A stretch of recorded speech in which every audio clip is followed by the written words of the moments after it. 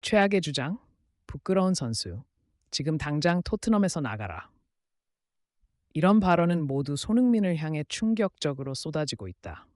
아스날과의 북런던 더비에서 토트넘은 역사상 처음으로 아스날의 홈 3연패라는 굴욕적인 기록을 세웠고, 코벤트리 시티와의 리그컵 경기에서는 속을 털어놓고 간신히 2부 리그팀을 상대로 2-1로 역전승을 거머쥐었다. 그 결과 전례 없는 나쁜 분위기는 경기 이후에도 계속되었다. 이 경기에서 결승골을 넣은 선수는 존슨이었지만, 아스날과의 경기에서 여전히 깊은 충격을 받고 있던 토트넘 팬들은 인종차별을 서슴지 않고 브레넌 존슨을 공격했고, 존슨은 자신의 SNS 계정을 비활성화해야 했다.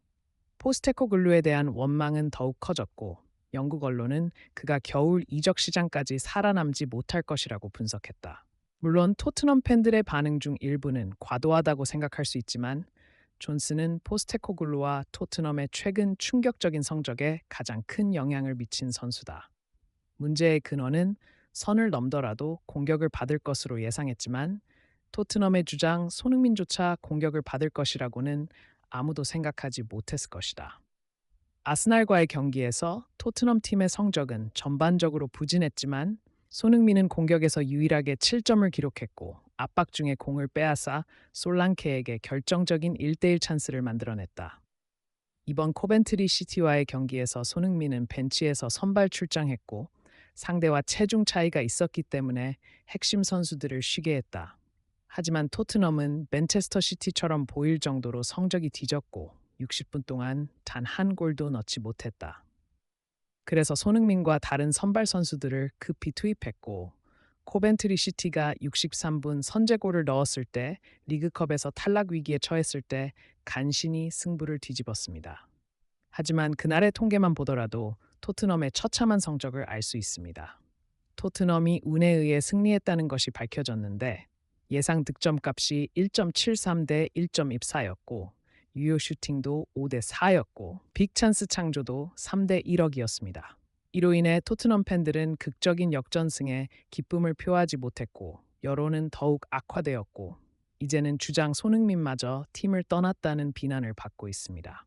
최근 토트넘 현지 팬들은 아스날 경기 전 손흥민의 인터뷰에 분노하며, 그는 주장 자격이 없다 등 믿기 어려운 반응을 보였지만, 팀을 위해 가장 헌신했던 선수에게 그런 말을 주저하지 않고 하니 토트넘의 최근 성적 때문에 볼 것이 없다고 할 수 있다. 그리고 이번 코벤트리 시티 경기에서 손흥민의 평점이 그렇게 높지 않아 토트넘 팬들은 다시 이상한 변명을 하기 시작했다.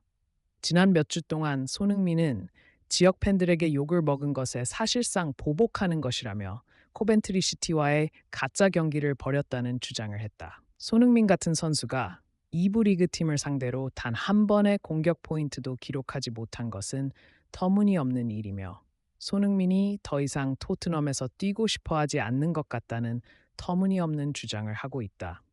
하지만 그날 경기를 자세히 살펴보면 손흥민이 뛸 수 있는 상황은 없었다. 우선 대부분 선수들이 2군 선수로 뛰었기 때문에 조직과 시스템이 허술했고, 손흥민과 함께 투입된 메디슨조차 큰 임팩트를 보여주지 못했다. 존슨과 스펜스가 잘했다고 할 수는 없지만, 그저 찬스가 생겨 골을 넣었다는 이유만으로 가장 높은 평점을 받았다는 것은 기계적 평점 시스템의 허점을 보여준다. 하지만 이미 눈을 돌린 토트넘 팬들은 손흥민의 얼굴만 봐도 골 감각을 잃을 정도라고 생각하는 듯하다. 토트넘 현지 팬들의 이런 태도는 영국 현지 전문가들조차 역겹다고 여길 만큼 역겹다. 계급도 없고 옹기종기 모여 있다.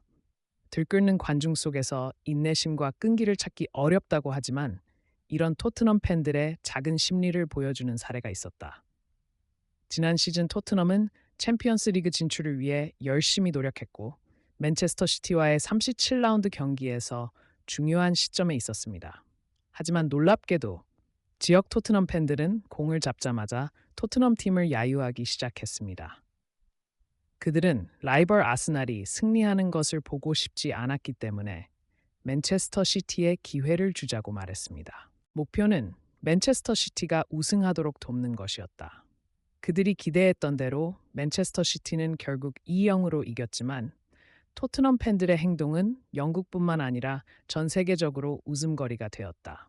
챔피언스 리그 진출을 위한 중계권료는 막대하고 이 돈으로 챔피언십 팀이 될 수도 있었지만 응원하는 구단의 성공보다 라이벌 클럽의 실패를 우선시한 협소한 사고방식의 토트넘 팬들은 조롱을 받았다. 심지어 포스트 감독이 야유하는 토트넘 팬들과 말다툼을 하는 모습이 포착됐을 때조차 현재 주장인 손흥민에 대한 그들의 태도는 더욱 부끄러웠다. 애초에 손흥민이 없었다면 토트넘은 지금의 자리에 오르지 못했을 것이다. 최근 토트넘은 프리시즌 동안 여러 나라를 돌며 엄청난 수익을 올리고 있는데 이는 모두 손흥민의 글로벌한 인기 덕분이다. 이번 시즌 그들은 1억 파운드에 가까운 금액을 투자했다. 란케와 오드베리의 영입은 일본과 한국의 아시아 투어 수익이 없었다면 불가능했을 것이다. 흥미롭게도 토트넘을 위해 가장 많은 희생을 한 선수는 손흥민이다. 지난 몇 년 동안 지역 언론과 팬들에게 가장 많은 공격을 받은 선수는 손흥민이다. 최근 코번트리 시티전에서도 그들은 손흥민이 충분히 열심히 달리지 않는다고 비난하고 있다.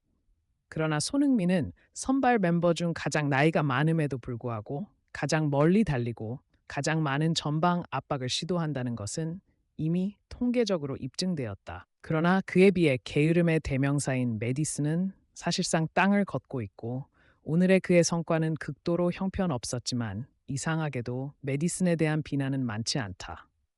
더 많이 볼수록 지역 영국 팬들이 자국 선수와 다른 외국 선수에 대한 태도의 차이를 더 많이 볼 수 있다. 메디슨 이전에도 해리 케인이나 다이어 같은 선수들이 비난을 받는 것을 찾기 어려웠다.